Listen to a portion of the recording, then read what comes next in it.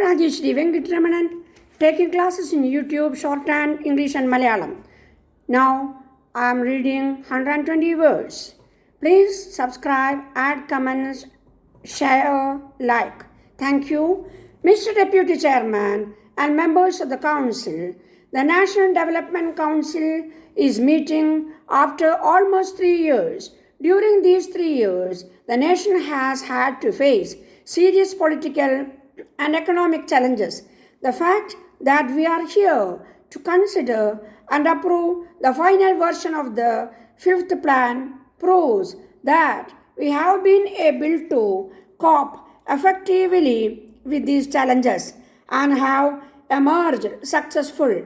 The presentation of the draft fifth plan unfortunately coincided with a major upheaval on the international economic scene, which profoundly affected developed and developing countries. Economics and political leaders all over the world were reminded of the collapse of the international economic order in the 30s. The sharp increase in the price of food, fertilizers, and oil seriously upset the assumptions on which the draft fifth plan had been formed.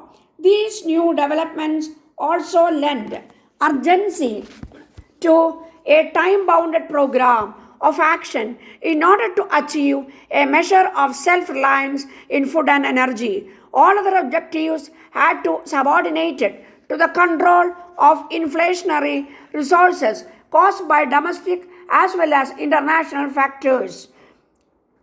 In the middle of 1974-75, we formulated an inflationary and anti-inflationary program which called for several hardships on the part of the central and state governments.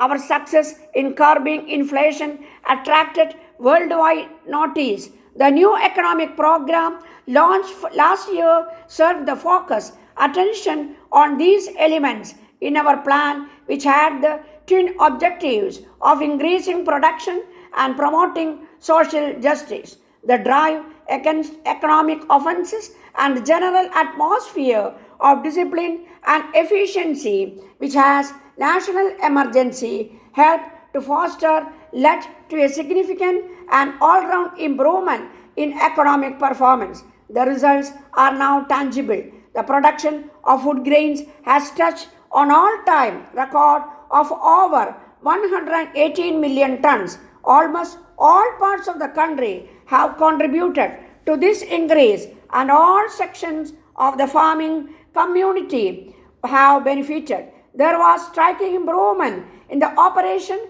of power plants and in the production of coal, steel, and fertilizers. In some sectors of the economy, we were faced with the problem of surpluses rather than shortages. We have achieved a major breakthrough on our oil front. The potential of Bombay High has been firmly established and commercial production has commenced. Our technologies can legitimately be proud of this achievement. The containment of domestic inflation and a well-articulated export effort helped to increase our exports by over 18% in 1975-76 at a time when there was a general decline in the volume of international trade. Larger export earnings, together with a massive increase in inward remittance, have led to a welcome acceleration to our foreign exchange reserves. These encouraging trends have enabled us to finalize the fifth plan. The formulation and execution of developmental program can now place within a longer time frame. The Deputy Chairman and his colleagues have worked hard to put together a coherent and feasible plan. In essence, the plan seeks to make up to the maximum extent possible for the loss of momentum suffered in the first year of the plan. We are glad that after a hesitant start, we have been able to finalize the plan. However, it would be quite wrong to allege that we have had a planned holiday. Work has begun on most of the schemes included in the plan. We have forgot ahead, particularly in key sectors like agriculture, irrigation, and energy. The document which the Planning Commission has now present to us is, in a sense, of midterm review of the plan. The Commission has taken this opportunity to assess the progress already made in crucial sectors and to allocate adequate funds in the remaining 2 years of the plan for ongoing programs.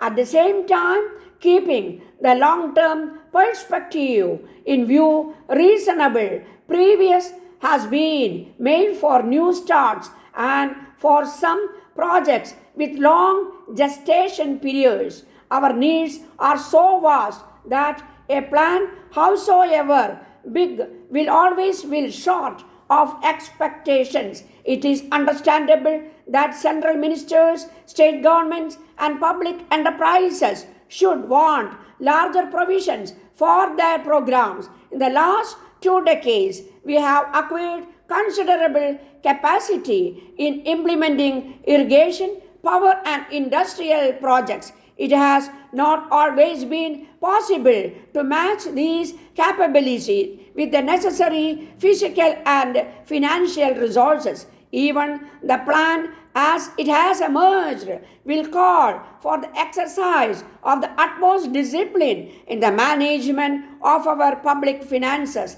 the effective enforcement of taxation laws, timely recovery of loans and other dues, avoidance of overstaffing and other forms of waste in public expenditure, the selection of projects on sound economic potential ingredients of sound fiscal management, without which no plan can succeed. Public enterprises should be so managed as to yield a reasonable return on investment made.